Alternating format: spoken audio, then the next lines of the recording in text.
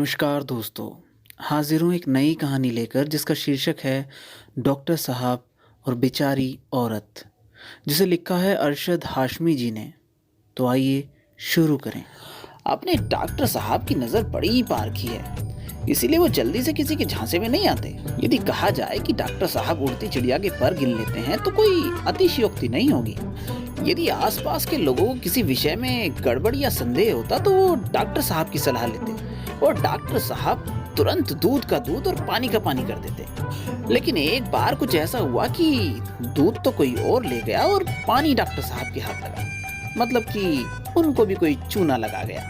अब डॉक्टर थे तो क्लिनिक पर लोगों का आना जाना भी लगा रहता, जिसमें कुछ मरीज होते तो कुछ मांगने वाले लोग। यदि कोई व्यक्ति उनके क्लिनिक पर कुछ मांगने आता तो डॉक्टर साहब तुरंत समझ जाते कि सचमुच इस व्यक्ति को कोई आवश्यकता है या फिर ये व्यक्ति ढोंग कर रहा है। वैसे तो अपने डॉक्टर साहब लोगों की मदद करने में कभी पीछे नहीं रहते थे, लेकिन जब कोई उनसे झूठ बोलकर पैसे ऐंठने की कोशिश करता तो डॉक्टर साहब आग बबूला हो जाते। इस बात का डॉक्टर साहब को बड़ा गर्व भी था कि वो किसी भी इंसान का झूठ बड़ी ही आसानी से पकड़ लेते हैं। अभी पिछले साल ही एक आदमी उनको मस्जिद के बाहर मिल गया।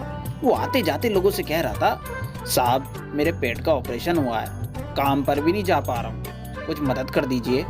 अब हमारे डॉक्टर साहब तो ठहरे पहुंचे हुए डॉक्टर एक नजर में ही पहचान गए कि कैसा सफेद झूठ बोल रहा है। कुछ लोग उस आदमी को पैसे दे रहे थे। डॉक्टर साहब आराम से चलते हुए उसके पास आए और बोले, ओह, किस चीज का ऑपरेशन हुआ है? वो आदमी थोड़ा सकपकाया, फिर संभल कर बोला, पेट का हुआ है साहब। अच्छा जरा दिखाओ तो। डॉक्टर साहब ने उस आदमी से कहा, ये देखो साहब। उस आदमी ने अपनी शर्ट उठाकर पेट पर लगी बड़ी सी पट्टी दिखाई और सोचा डॉक्टर साहब झांसे में आ जाएंगे। अरे अरे, ये तो कोई बहुत बड़ा ऑपरेशन हुआ लगता है। डॉक्टर साहब ने हमदर्दी से कहा और एक झटके में ही पट्टी पकड़कर खींच ली। आए मार डाला, आए आए मार डाला जालिम ने, अरे इस जालिम डॉक्टर ने मार डाला। वो आदमी कुछ नाटकीय अंदाज में चिल्लाया तो डॉक्टर साहब की भी हंसी निकल गई और डॉक्टर साहब ने लोगों की तरफ इशारा करते हुए कहा, ओम फो धर्राटे काट रहा है। अरे भाई लोगों देखो, इसका पेट तो 2 दिन में ही बिल्कुल ठीक हो गया। डॉक्टर साहब ने सब लोगों को उसका बिल्कुल सही सलामत पेट दिखाते हुए कहा, मस्जिद के बाहर बैठकर झूठ बोलते हुए शर्म नहीं आती? अभी दे दो पुलिस में। डॉक्टर साहब ने डांटते हुए कहा, माफ कर दो साहब, आगे से ऐसा नहीं करूंगा। वो आदमी गिड़गिड़ाने लगा तो लोगों को उस पर कुछ रहम आ गया। सबने बोला इस बार इसको छोड़ देते हैं।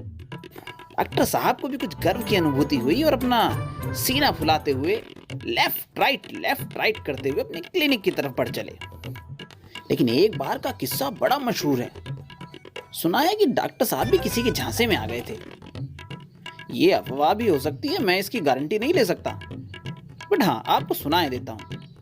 दरअसल हुआ यूं कि जैसे ही दोपहर में अपना क्लिनिक बंद करके डॉक्टर साहब घर जाने लगे, एक ठीक ठाक सी दिखने वाली महिला उनके पास आई और बोली, एक्सक्यूज मी सर, 1 मिनट। जी कहिए। डॉक्टर साहब ने बड़ी ही शराफत से पूछा, सर मैं मेरठ से आई हूँ और मेरे हस्बैंड यहाँ काम करते हैं। आज अचानक एक जरूरी काम से मुझे यहाँ आना पड़ गया, लेकिन शायद मेरे हस्बैंड ने अपने किराए का कमरा खाली कर दिया है और कहीं और शिफ्ट हो गए हैं। ऑफिस में उनका फोन भी स्विच ऑफ रहता है, इसलिए मेरी उनसे बात ही नहीं हो पा रही है। उसने अपनी लंबी सी राम कहानी सुनाई तो डॉक्टर साहब भी गंभीरता के भाव लिए सुनते रहे और उसके बाद बोले, ओह अच्छा, जी बताइए मैं आपकी क्या सेवा कर सकता हूँ। डॉक्टर साहब ने उस औरत को मदद की पेशकश की तो उस औरत के चेहरे पर एक तीखी सी मुस्कान फैल गई। देखिए मेरे साथ 2 बच्चे भी हैं जो उधर एक शॉप में बैठे हैं। मेरे पास पैसे भी खत्म हो गए हैं। अगर आप ये बराबर वाले ढाबे में हमें खाना खिलवा दें तो आपकी बड़ी मेहरबानी होगी। अपने हस्बैंड के आते ही मैं आपके पैसे वापस कर दूंगी। उसने बड़ी ही बेचारगी से कहा तो हमारे डॉक्टर साहब का दिल पसीज गया। वैसे भी महिलाओं के विषय में जब दूध का दूध और पानी का पानी करने की बात आती तो डॉक्टर साहब कुछ नरम दिली से ही फैसला करते थे। देखिए उसकी कोई जरूरत नहीं है, आप आराम से खाना खा लें, मैं ढाबे वाले को बोल देता हूँ। डॉक्टर साहब उसको ढाबे वाले के पास ले गए।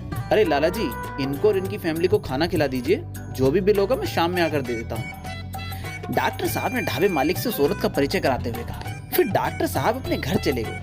शाम को जब लाला जी ने 2,500 का बिल भिजवाया तो डॉक्टर साहब का माथा ठनका और मुझे जहाँ तक याद है डॉक्टर साहब के माथे पर कुछ पसीने की बूंदें और चिंता के भाव भी उमड़ आए थे।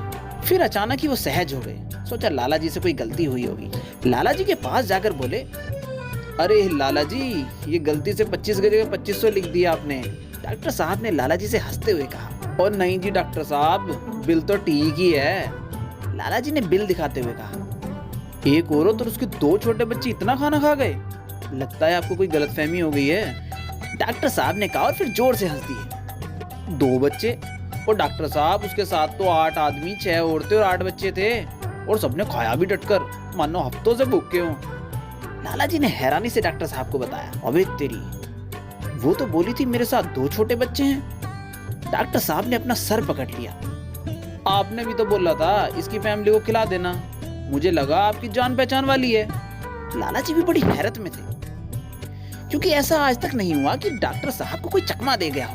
अब लाला जी दबी मुस्कान के साथ हंस रहे थे, जिसे डॉक्टर साहब बखूबी समझ रहे थे, पर अब करते भी तो क्या करते।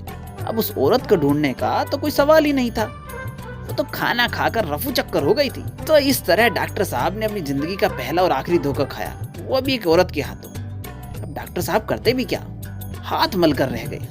लेकिन डॉक्टर साहब ने एक शपथ ली कि आगे से महिला हो या पुरुष, सबको बराबर नाप तोल करूंगा, उसके बाद ही कोई फैसला लूंगा। अब मार्केट में डॉक्टर साहब की तरफ जो भी कोई तीखी मुस्कान से हंसता, डॉक्टर साहब बखूबी समझ जाते कि ये उस घटना का ही असर है। पर डॉक्टर साहब के सामने अब इससे बचने का कोई उपाय तो था नहीं, बस बेचारे मन मसोस कर चल देते। दोस्तों, ये कहानी आपको कैसी लगी कमेंट सेक्शन में जरूर बताएं। फिर मिलूंगा एक नई कहानी के साथ, तब तक के लिए अलविदा।